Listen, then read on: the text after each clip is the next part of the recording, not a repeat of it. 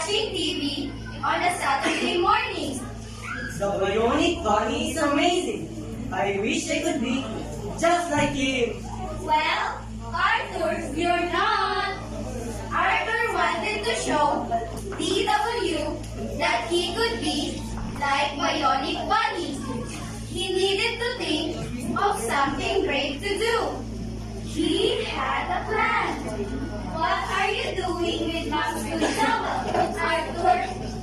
DW. Please call me Arthur the Brave.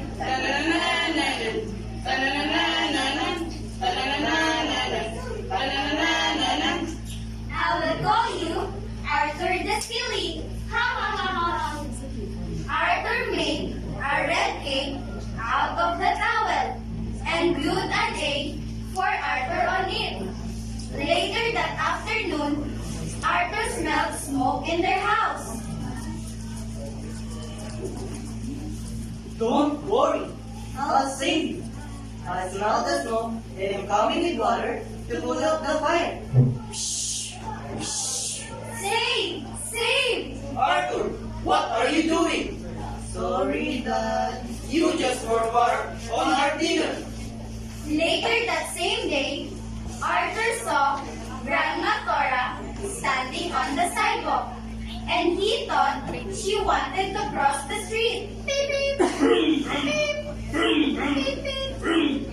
I'll help you cross the street, Grandma Tora. Oh, Arthur, but, well, Be careful and don't worry. Now, it's safe to cross the street. But when they crossed the street, Grandma Tora was not very happy at all. I didn't need to cross the street, Arthur. I was just waiting for Mrs. Tibble, and we were meeting by the park. Sorry, Grandma.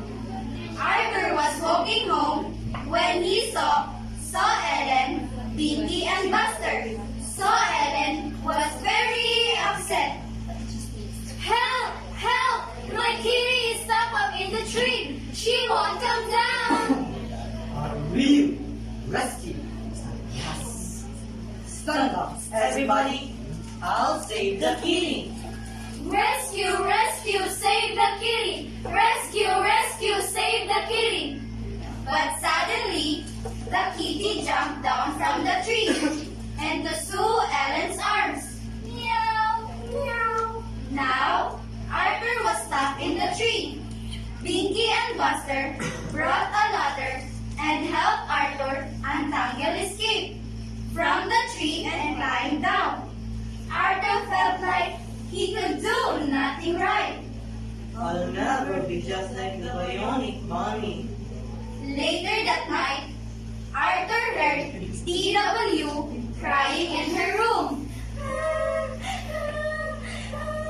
Help! Help me! There are monsters hiding under my bed and in my closet too. Calm down, DW. There are no monsters. Yes, there are.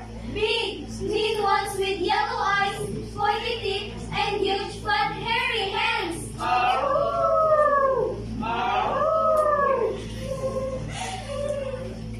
I used to be scared of monsters too. When I was a little DW, then I learned a special spell that got rid of them. Tell me, please, Arthur, what is it? Okay, I'll tell you. Pat your tummy, wiggle your nose, tag your ears, then curl your toes. Now say these words as loud as you can. I'm just as brave as I think I am. Pat your tummy, wiggle your nose, sag your ears, then curl your toes. Now say these words as loud as you can. I'm just as brave as I think I am. Pat your tummy, wiggle your nose, sag your ears, then curl your toes. Now say these words as loud as you can. I'm just as brave as I think I am. Pat your tummy, wiggle your nose, tag your ears, then curl your toes. Now say these words as loud as you can. I'm just as brave as I think I am. DW said the magic special spell 3 times. Yes, The bionic bunny could even use this spell. I don't think you're Arthur the Silly now, Arthur. DW fell asleep, and Arthur tiptoed out of her room. Arthur went in his own room and climbed into bed. Sometimes, being a good brother is even better than being